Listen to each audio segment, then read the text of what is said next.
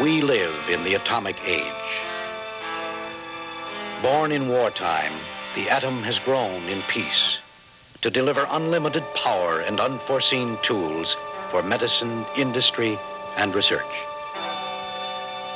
No one can say just when the atomic age began. A long series of discoveries and experiments have made it possible, each a step in the progression which has brought mankind's greatest opportunities and problems. This is the story of one memorable experiment and the scientists who were involved. The persons you see in this film, the voices you hear, are real. These are the people who opened the atomic age. And this is one experiment, the story of CP1, the day tomorrow began.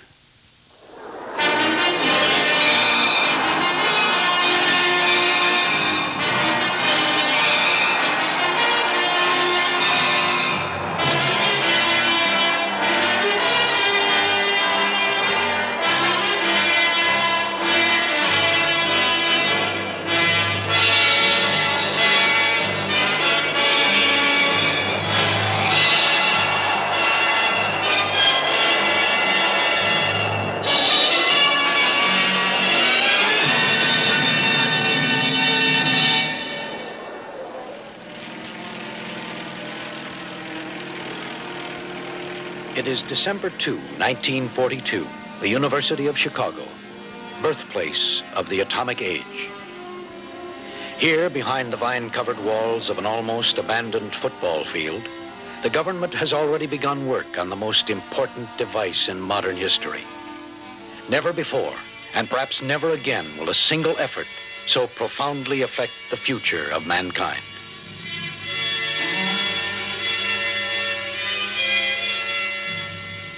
Here in this unimpressive building are gathered part of the elite corps of world scientists who are building the bomb. From every part of the world they've come since 1939 to join forces with American scientists. Never has such an array of scientific talent been devoted to a single problem. For in Europe, a desperate battle rages, and the Third Reich threatens to overwhelm the world.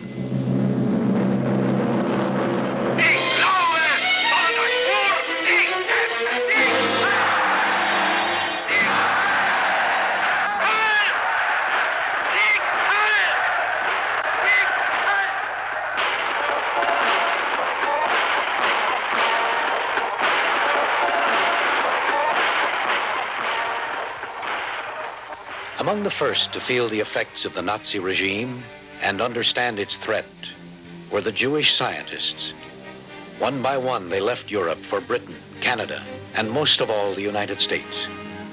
With them came Italian Nobel Prize winner Enrico Fermi, whose wife was Jewish. Fermi was an unusual person. He combined experimental skill with theoretical talent and intense personal drive. Swimming, mountain climbing, skiing, he was always eager for a new challenge.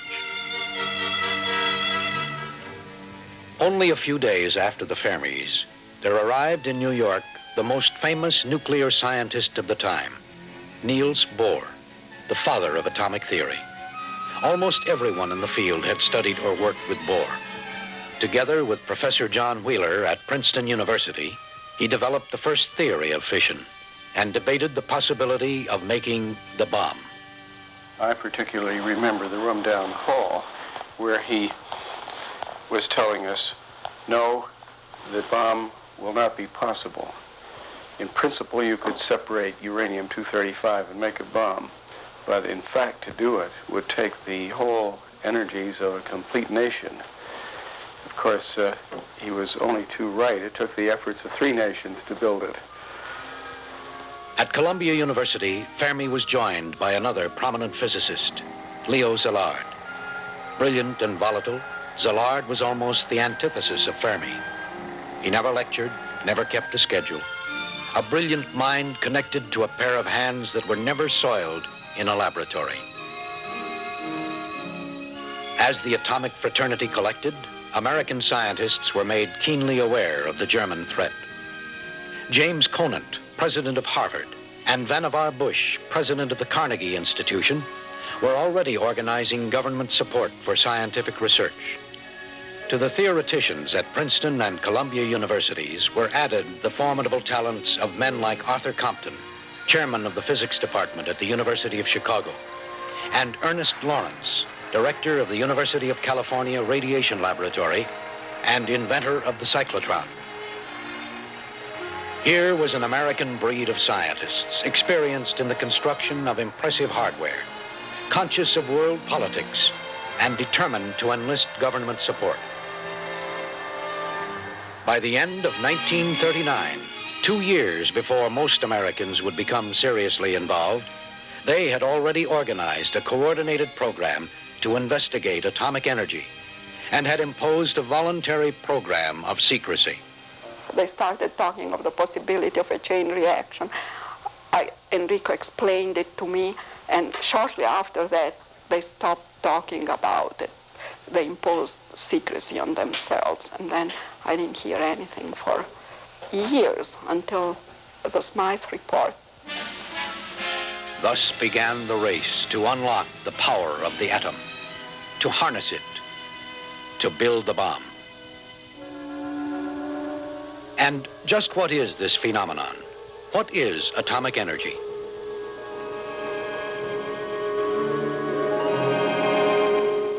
All the universe is made of atoms, big ones, little ones, each a cloud of electrons around a little bundle of matter called the nucleus.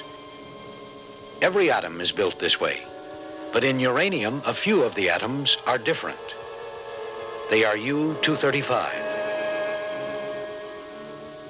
The energy in a few pounds of U-235 is equivalent to hundreds of thousands of tons of dynamite.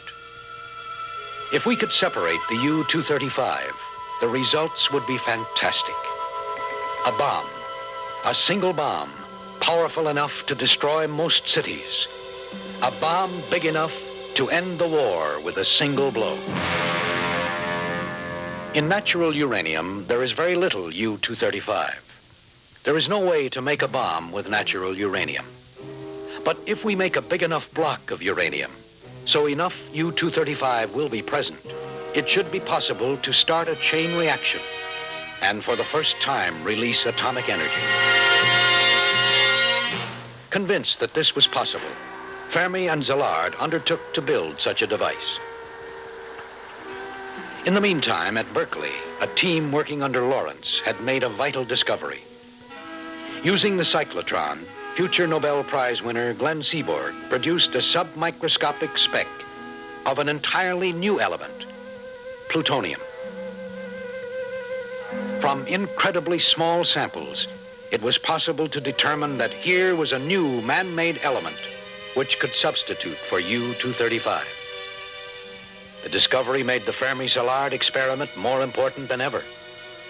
If successful, the chain reaction could produce plutonium in unlimited quantities. Furthermore, U-235 was almost impossible to separate from natural uranium. But plutonium could be separated chemically. Here was the ultimate material to make the bomb. The sample that was isolated as a result of bombarding these hundreds of pounds of uranium with neutrons at Berkeley and St. Louis was finally isolated in pure enough form to weigh a few micrograms by a special balance in which a quartz fiber is suspended at one end and comes out with a weighing pan hanging from that end, and then the sample put on that weighing pan depressed the quartz fiber, and the amount that the quartz fiber went down could be calibrated to correspond to the weight of the sample. And using that, the first sample of plutonium was found to weigh 2.77 micrograms.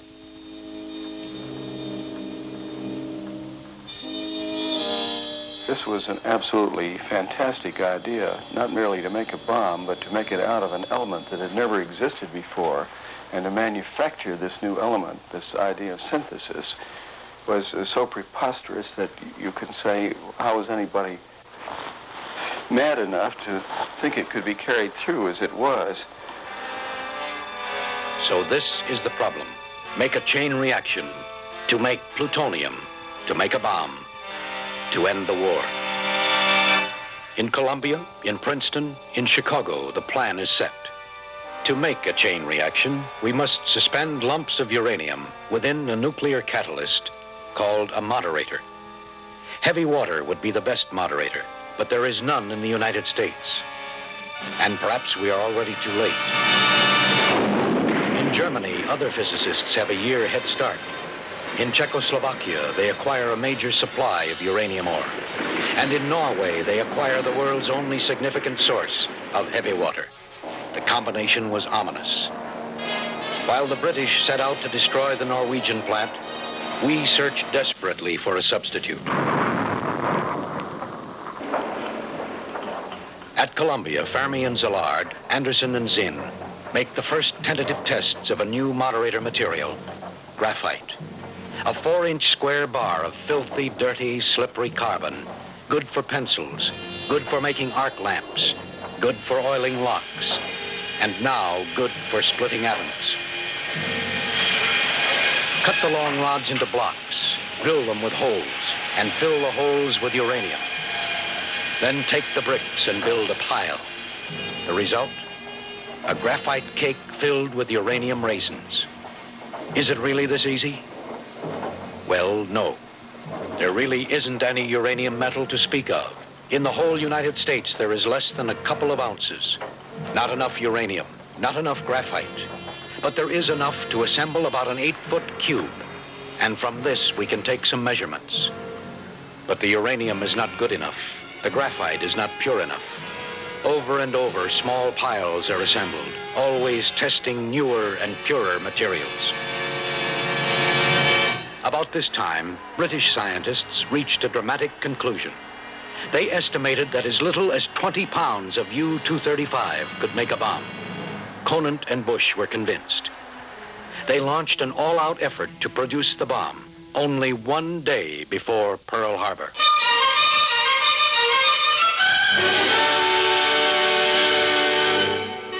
4 parallel crash programs were begun. 3 concentrated on techniques to separate U-235. The 4th, the plutonium project, was placed under the supervision of Nobel laureate Arthur Compton. No longer was plutonium production a laboratory experiment. Now it was a military program. I met Dr. Compton at that time, and of course, like everyone who met Dr. Compton, you could not help but be impressed by his enthusiasm and his earnestness and his complete confidence in success. I spent the morning going around the laboratory, and after considerable discussions with Dr. Compton, I was impressed with the idea that they had of attacking their problem on all sorts of different directions and not arriving at a decision. For example, they had 5 different methods that they were talking about for cooling the pile. Now, it just wasn't practical from a management standpoint and engineering standpoint, as well as a research angle, to proceed on 5 different things when there wasn't any advantage to be gained from it. Within weeks, Compton's crash program to develop a plutonium-producing pile had committed over $1 million. Although no one had yet achieved a chain reaction, he laid out a timetable for completion of the project. By January 1943, to achieve the first chain reaction. By January 1944, to separate the first plutonium. By January 1945, to deliver the first bomb. It seemed certain by now that sufficiently pure materials would sustain a chain reaction. But it was not at all clear whether such materials could be produced. The most minute impurity could effectively block any reaction. There was only a single producer of large quantities of graphite, the National Carbon Company. And in Canada, the only significant uranium mine in the Western Hemisphere was being activated to produce uranium in large quantities. Until now, uranium had been only a scientific curiosity, a metal powder which occasionally burst into flames spontaneously. At Iowa State University, Frank Spedding, a chemist who had worked with similar materials, developed a new technique for producing the metal.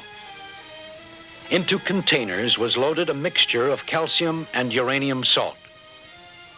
When ignited, the reaction produced a heavy ingot of substantially pure uranium. There was a great deal of curiosity on the campus as to what we were doing, particularly as once in a while one of our retorts would blow up, and with the magnesium, which is what you use in flash powder, it would light up the whole building, and it gave a illusion. The light was so bright that the building swelled up and then sunk back. And the college press office was right across the street from this building, so naturally their curiosity was very great, but nobody would talk, so they didn't know what was going on. Now Compton was sure the pile would work. Rather than wait for an actual demonstration, he recommended building a plutonium plant immediately. And I told Compton that the only one that I knew of that could do the job was DuPont. And I talked to the DuPont people, and it was arranged. Finally, they agreed that they would do the job. Well, I must say that this whole field was so new to us and so strange that we weren't sure whether these people were crazy or whether they weren't. It was completely unprecedented.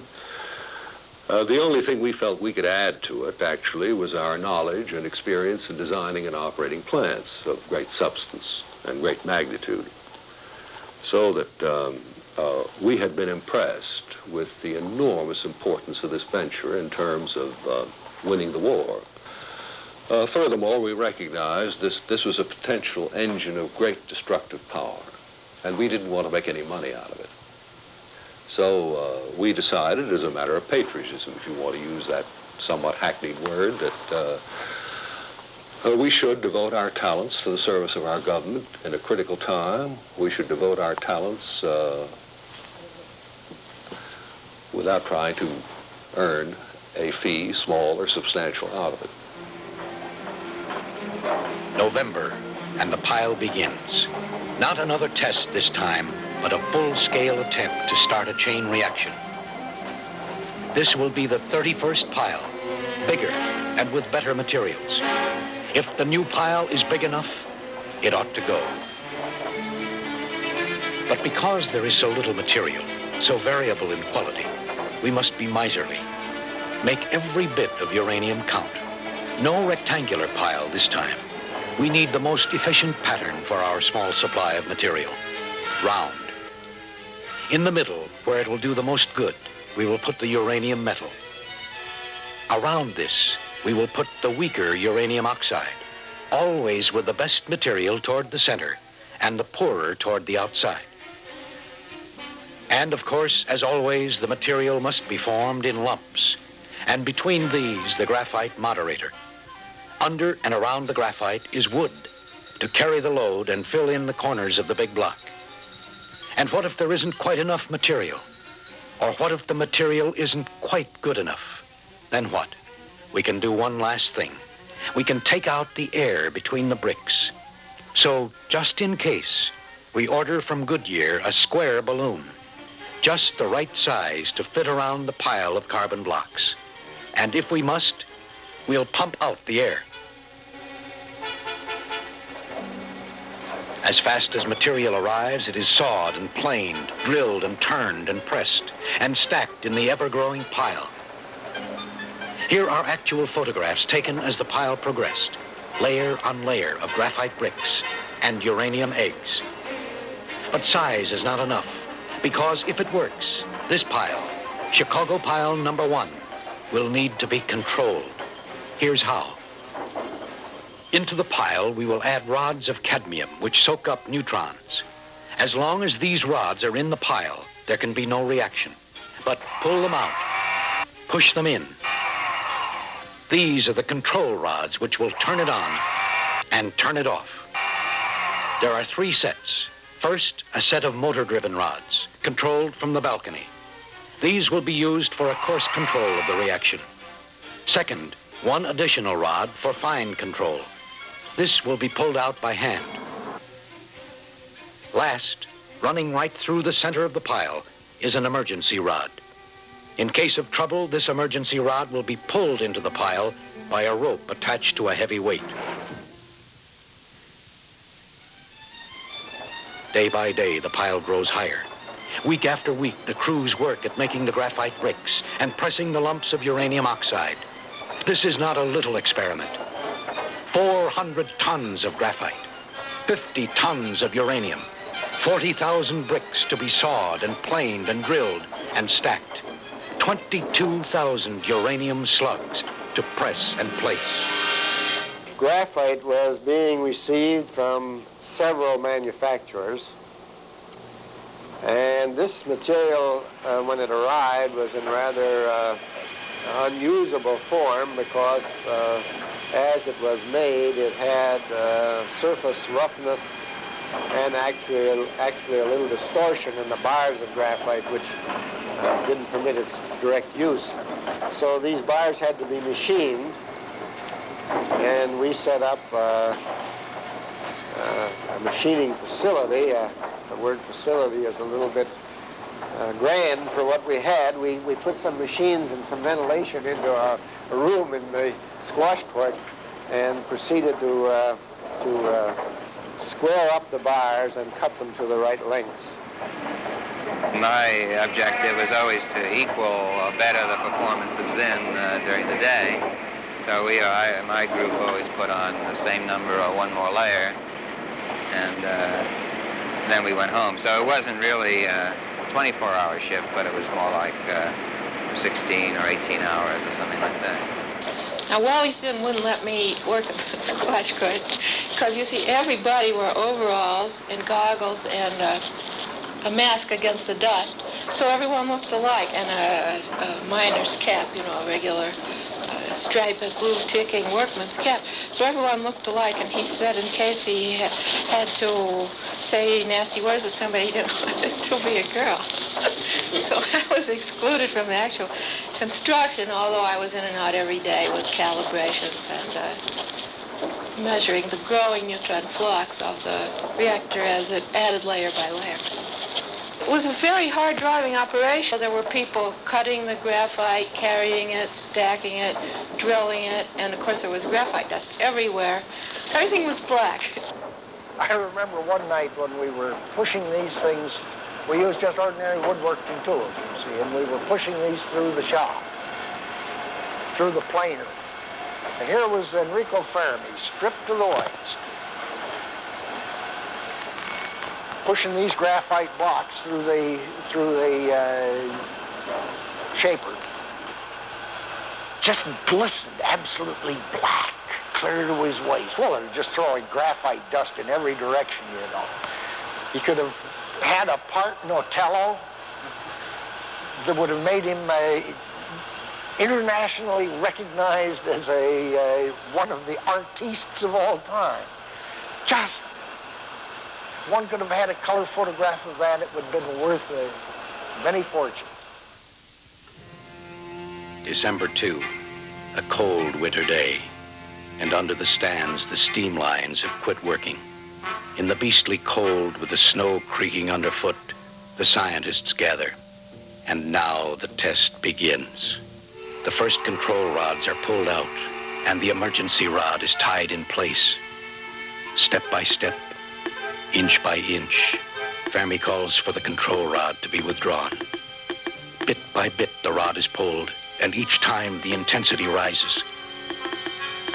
Each time, Fermi predicts the level where the rise will stop, closer and closer to the point where it will not stop. By the rail, Norm Hilbury stands ready with a hatchet to cut the line holding the emergency rod. Quite frankly, it never occurred to me the axe would really have to be swung, any more than I am sure it ever occurred to Al Graves and company that they would ever throw these damn bottles down because they saw some glow. Above the pile, just in case, are bottles of cadmium salt solution, ready to flood the pile and stop the reaction in case of trouble. last words Fermi said to him was, now, if this is the final emergency, if the thing gets away from us, you're to break this. But he said, I want you to know that you're to watch me, and if I drop dead, then you're to break it. If I'm alive, I'll use the sledgehammer on you. Now, one last pull, and the rise will not stop. The counters will continue to rise until we choose to turn it off. At a certain point, the safety circuits, which had been set to a certain maximum flux, began to give a bell signal, and that people wanted still to go a little higher, so they simply pulled the wires off the bell signal so it wouldn't ring. Went a little higher, and then Enrico said, put the control back on.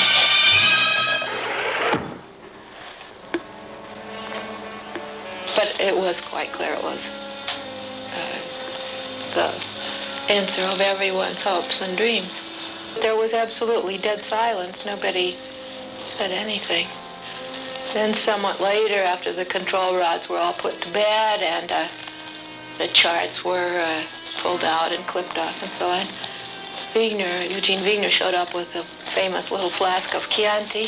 He poured it into paper cups, and everyone drank it very quietly. There was no toast, nothing, no remarks. Very dramatic, really. The most effective kind of drama, probably, at that point. I'm sure everyone was thinking immediately ahead to the bomb. From that minute on, we were in a war. My brother was running a flamethrower on Okinawa when we dropped the bomb on Japan. Maybe we needn't have done it, but if we'd had an invasion, it's clear there would have been millions of casualties on both sides. And my brother would have been in the first wave of that invasion.